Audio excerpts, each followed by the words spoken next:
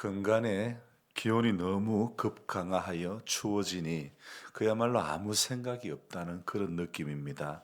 휴대폰으로 제가 날씨를 검색해 보니 일주일이 넘게 거의 기온이 영하 15도 정도를 가리키고 있는 것입니다. 아마 이번 겨울이 들어서 최고로 추운 한 주간이 될 것 같습니다.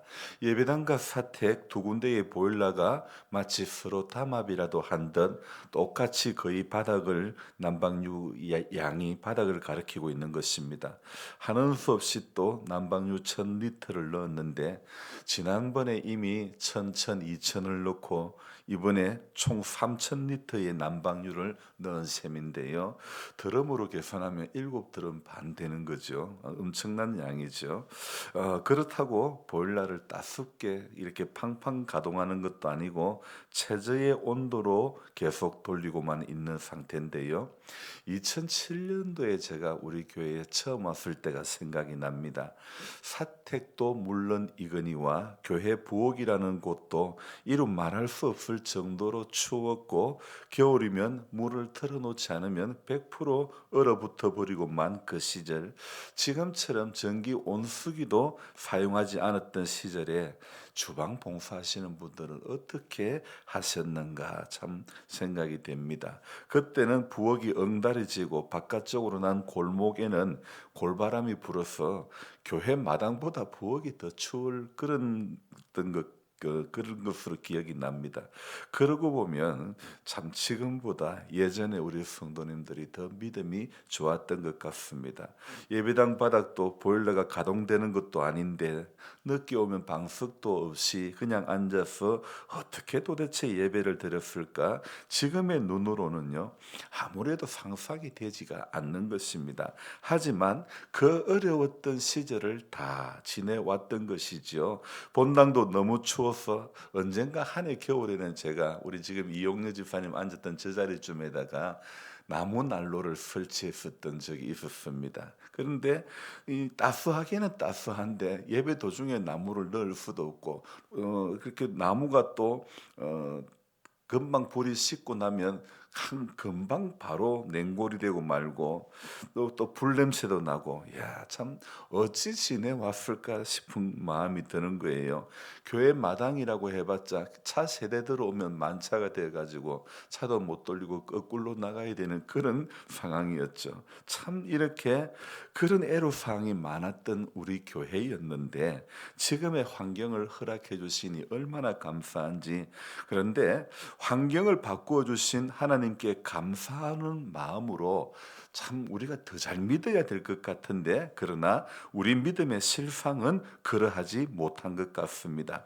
고생의 과정을 거치며 연단되어진 그런 믿음이 되어야 하는데 오히려 더 무뎌지는 믿음, 자기 애가 더 많아지는 이기적인 신앙, 이기적인 모습이 현재 우리의 신앙의 모습이 아닐까요? 나이라는 인생 계급장은 하나씩 더 늘어서 이제 곧 장성급 진급을 앞둔 대령처럼 된 그 단계가 된 것 같은데 내 신앙의 계급장은 아직도 이등병의 모습이 많다는 거죠. 2, 30년 전만 해도 한국 교회는 한참 전투력이 왕성했던 특수부대원 같은 그런 믿음이었는데 그래서 얼마나 기도원에 열심히 가고 산기도하고 수요 예배 금요철야 얼마나 영적 훈련이 많았는데 지금은 마치 제대를 앞두고 제대를 얼마 남겨두지 않은 말년 뺀질이 병장 같은 그런 모습입니다. 이 땅에서 신앙생활하는 과정은 세월이 아무리 흘러가도 우리는 훈련소에서 훈련받는 과정에 있는 그런 병사와 같다는 것입니다. 그래서 날마다 이 땅에서 교회에서 우리는 훈련을 받는 것입니다. 오늘까지 레위기를 보는데 이런 의미에서 레위기라고 하는 성경은요, 훈련 지침서라고 생각을 하면 어떨까 싶습니다. 군인에게는요, 기초 체력이 얼마나 중요한지, 그래서 끊임없이 기초 체력, 군사 훈련을, 그러니까 기초 체력을 키우기 위해서 군사 훈련을 하는 것 아니겠습니까? 이스라엘 백성들도 마찬가지죠. 시내산에 1년간 머물면서 그들 역시 영적 기초 체력을 길렀던 그런 시간을 보냈던 것이죠. 광야를 거치는 과정도 훈련의 과정이며 가나안 땅 역시 훈련의 과정이었다는 것이죠. 어디 한 곳도 안주하는 곳은 없는 것입니다. 전부 훈련받고 연단받고 되어져 가는 그 과정이지 완벽해진 것은 어느 곳도 없었습니다. 그래서 군인에게 기초 체력과 전술이 필요하다면 성도에게는 영역과 지혜가 필요한 것입니다. 그래서 하나님께서는 오늘 레위기라고 하는 이 훈련 교본에 거룩을 이야기하고 있고 덩달아 또 하나의 주제 안식을 이야기하고 있습니다. 그래서 거룩이라고 하는 것은요, 성경 전반에 흐르는 중요한 주제이지만 특히 제사와 관련된 이 성경인 레위기에서는 더더욱 중요한 단어가 바로 거룩이라는 말이죠. 특히 이번에 성경 읽기에서 제가 이번 올해 이제 이독을 시작하는 그 과정에서 이 레위기를 읽으면서 제게 와닿는 것이 아론과 그 아론의 아들들 제사장직을 수행하는 데 있어 가지고 일어난 일련의 사건 일들은 우리 믿음 생활에 아주 중요한 교훈을 주고 있는 본문이라는 것입니다. 제사장 위임식을 하고 돌아서서 아들 제사장이 죽고 마는 이 상황, 하나님의 불이 아닌 다른 불, 하나님의 방법이 아닌 세상의 방법, 사람의 방법이 통하지 않는다는 것을 성경은 말씀하고 있죠. 이것은 비단 레위기뿐만 아니라 성경의 전체적인 흐름이 바로 이것입니다.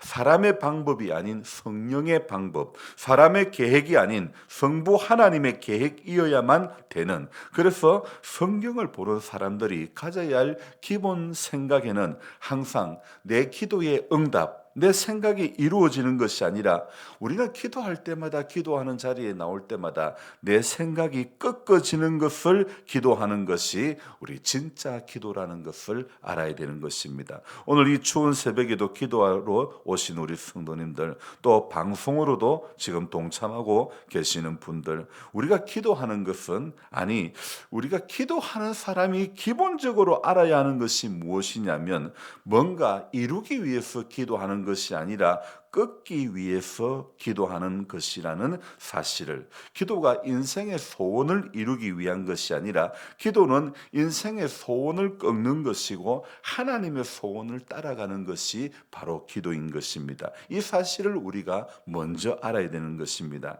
여러분, 신앙생활 하면서 실족하는 것도 삐지는 것도 전부 원인은 한 가지입니다. 나를 꺾어야 내가 영적으로 사는데 나는 대쪽같이 서 있고 주님의 계획이 꺾어지고 다른 사람이 꺾어져서 나의 필요를 채우는 도구가 되기를 바라고 있다는 것입니다. 하나님께서 모세를 통하여 끊임없이 말씀하고 있는 것이 무엇입니까? 오늘 21장 1절과 22장 1절에도 계속해서 이 모세 오경에 끊임없이 이야기하고 있는 것이 무엇이냐면요, 여호와께서 모세에게 이르시되, 여호와께서 모세에게 말씀하여 이르시되, 하나님께서 끊임없이 이 모세 오경 가운데서 제일 많이 나오는 단어 중에, 문장 중에 하나가 여호와께서 모세에게 말씀하여 이르시되, 바로 이 말씀이 아닐까 싶습니다. 하나님께서는요 끊임없이 모세에게 말씀하십니다. 무슨 말씀요? 어떤 말씀하십니까?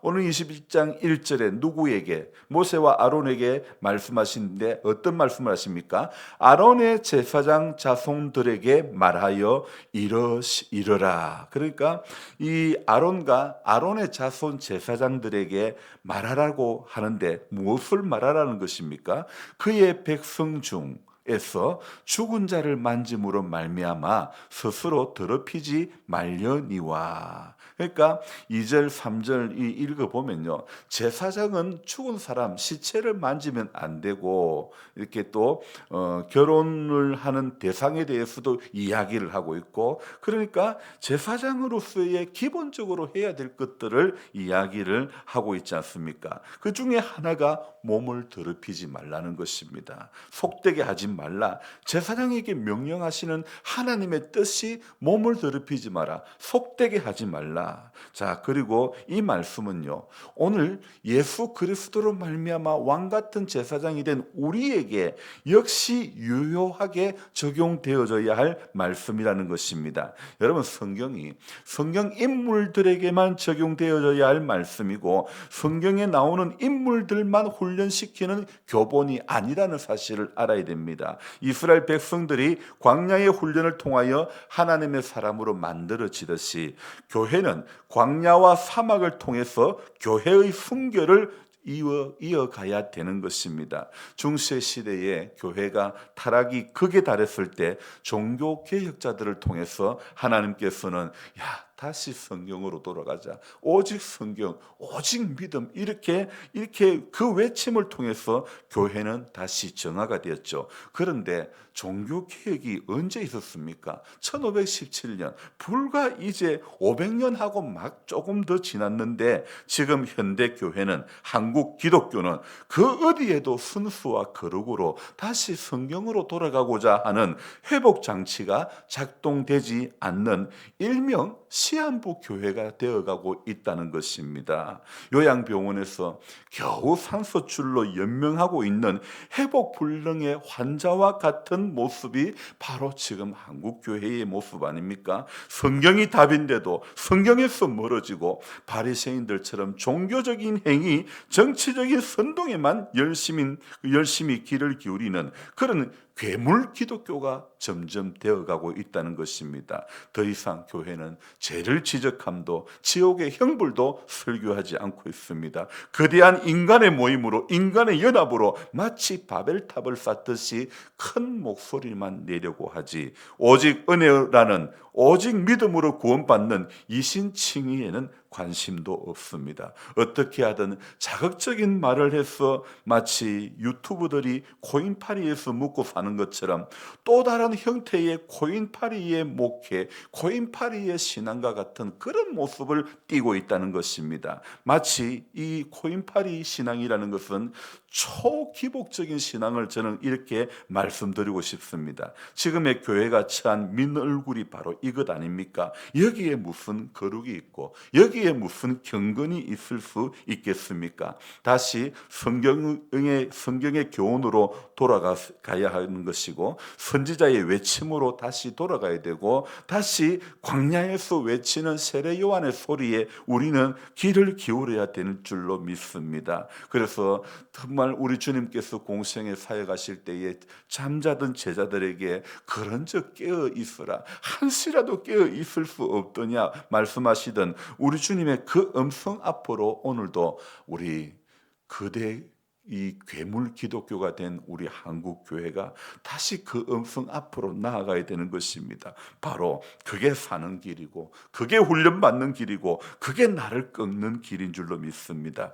제발 우리는 괴물 기독교를 벗어나야 되는 것입니다. 코인파리 목회가 되어서는 안 되고 코인파리처럼 기복신앙이 한국 교회의 성도에서 멀어져야 될 줄로 믿습니다. 그래서 성경에 우리 예수님께서 말씀하실 때에 무엇이라고 말씀하셨습니까? 무엇을 먹을까? 무엇을 마실까? 무엇을 입을까? 염려하지 말라. 이 모든 것이 너희에게 있어야 할 줄을 너희 천부께서 아신다고 말씀하시지 않았습니까? 이렇게 따뜻해졌는데도 왜 기도하지 않습니까? 이렇게 좋은 환경이 되는데도 왜 너 신앙은 그 모양이니? 스스로 더럽히지 말라, 스스로 속되게 하지 말라는 주님의 음성이 우리 귀에 들려져야 될 줄로 믿습니다. 그리고 끊임없이 우리 종교 개혁자들이 외쳤던 오직 성경으로, 오직 성경으로, 오직 말씀 앞으로 나아가는 것이 성도된 우리가 사는 길인 줄로 믿습니다. 오늘도 나를 꺾는 것은 말씀밖에 없는 줄로 믿습니다. 나를 꺾어가는 것이 우리 신앙의, 우리 기도의 가장 근본에 나를 꺾는 작업이 꼭 필요한 줄로 믿습니다. 그래서 오늘도 우리가 기도할 때 주님, 내가 소원하는 것을 이루어 달라고 하는 것이 아니라 주님, 이 내 안에 있는 생각을 꺾어주시고 내 계획을 꺾어주시고 내가 나아가는 모든 것이 하나님의 뜻에 하나님의 계획에 내가 맞춰갈 수 있기를 주님 그렇게 살게 해 주옵소서. 그리 기도하다가 돌아가시기를 바랍니다. 기도하겠습니다. 좋으신 하나님 아버지, 한국 기독교, 한국 교회를 돌아보며 우리가 지금 어떤 모습으로 살고 있고 어떤 모습으로 하나님을 신앙하고 있는지를 생각해 보지 않을 수가 없습니다. 기독교는 기독교가 아니라 개독교라고 불리우고 또 우리는 거물이 아니라 괴물 기독교가 되고 말았습니다. 우리의 신앙은 하나님, 예수님께서 가르치신 것은 복음서에 예수님께서 말씀하신 것은 이것이 아닌데 좁은 길로 가라고, 그 길은 좁고 협착하여 사람들이 찾지 않는다고, 하지만 그 길은 생명의 길이라고 주님 말씀하시지 않았습니까? 우리 전부 넓고 좋은 길대로만 가려고 하는 인생의 모습, 그런 신앙, 하나님 뭔가 정말 이루어진 것처럼 착각하는 그런 것에 우리가 붙들려서 정말 우리 신앙의 가장 기본적으로 흘러야 할 것이 지극히 작은 것이 한 것이 곧 내게 한 것이라고 주님 말씀하셨는데도 우리는 지극히 작은 것에는 관심이 없고 내 이름이 드러나고 내 행위가 드러나고 내 모습이 드러나는 것에만 관심을 기울이고 있지 않습니까? 주님 우리를 불쌍히 여겨 주옵소서. 우리가 정말 귀를 기울여야 할 것이 주님의 음성이고 광야에서 외쳤던 아버지 세례 요한의 음성이고 수많은 선지자들의 그 외침에 우리가 귀를 기울여야 할 것인데 이 시대의 하나님, 우리는 바리새적인 그런 생각에 얼마나 붙들리고 하나님 원치 않는 생각들에 붙들려서 하나님 이것이 세력화가 돼가지고 이것이 정치화가 돼가지고 한국 교회는 하나님 복음의 본질에서 벗어나서 하나님 너무나 곁길로 가고 있는 것 같습니다. 하나님 우리는 생명이 있는 기독교에 또 생명이 있는 교회에 그 삶을 살아야 되는데 정말 인공호흡 산소출로 겨우 생명을 연장해 가고 있는 시한부 교회, 시한부 신앙이 되어 있지는 않습니까? 주님 우리를 불쌍히 여겨주시고 하나님 기뻐하시는 그 음성 듣고 우리 모두 순종하고 우리 모두 돌이키고 우리 모두 우리 자신을 꺾어가며 오늘도 우리를 통해서 우리 안에 계획하시고 있는 하나님의 소원을 이루어드릴 수 있는 그런 우리 모두가 될 수 있도록 주님 도와 주옵소서. 일기가 너무 추운 가운데 있습니다. 연로하신 성도님들 오늘 이 하루도 지내는 동안에 강건함을 덧입혀 주시기를 원합니다. 마을에 암 환자분들, 중병에 있는 분들 우리 하나님 붙잡아 주시기를 원하옵고 하나님의 선한 손길이 나를 지켜주신다는 것이 느껴짐으로 말미암아 복음 밖에 있는 사람들이 복음 안에 들어올 수 있는 은혜가 있게 해 주시옵소서. 먼저 믿는 우리가 복음의 손을 내밀고 하나님 복음을 가진 자는 어떤 삶을 살아가야 하는 것인지 우리 모두가 깨달아서 주님 오늘도 순종의 길을 묵묵히 걸어가는 한 사람 한 사람 되도록 도와 주시옵소서. 몸의 약함을 안고도 주님 앞에 나왔사오니 주님 오늘도 약함 가운데 우리 주님 안수하여 주시고 새 힘을 더해 주시고 강건의 복을 누릴 수 있도록 도와 주옵소서. 감사를 드리며 예수님의 이름으로 기도드리옵나이다. 아멘. 간절한 마음으로 주여 부르고 기도합니다. 주여 주여 주여. 하나님 아버지, 괴물화된 기독교, 괴물화된 한국교회 하나님 불쌍히 여겨주시고 주님 우리 주님 오늘도 간절히 외치는 소리에 주님 교회가 귀 기울일 수 있도록 성도된